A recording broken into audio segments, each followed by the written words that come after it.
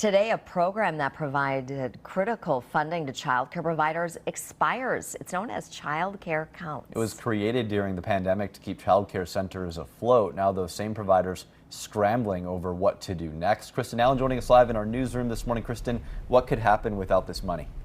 Well, according to a report from the Wisconsin Early Childhood Association, 1 in 4 providers say they are likely to close or significantly reduce services because of the Childcare Counts program ending. The Child Care Center at CP is one of those providers still trying to figure out how they're going to make ends meet without this subsidy.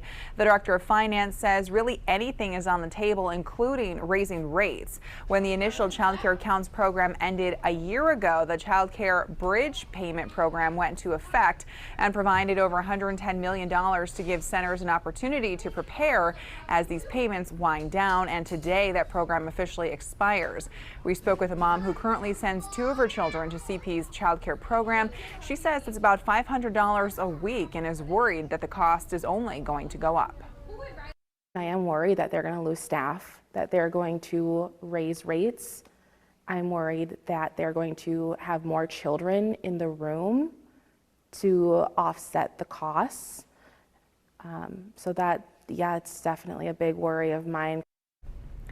And we received statements from several lawmakers in response to Childcare Counts ending, including Representative Ahmad Rivera-Wagner from Green Bay, who says in part, quote, "Childcare isn't a luxury. It's the foundation that allows parents to work, businesses to hire, and children to thrive.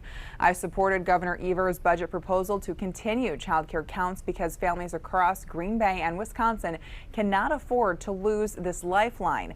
Unfortunately, the Republican majority on the Joint Finance Committee chose to strip that funding despite having the resources to keep it going," end quote.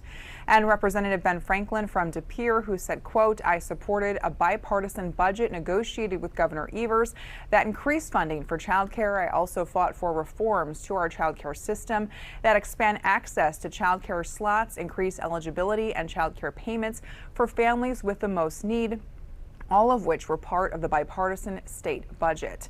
For now, child care providers encourage people to contact their local lawmakers and urge them to find a solution. Emerson.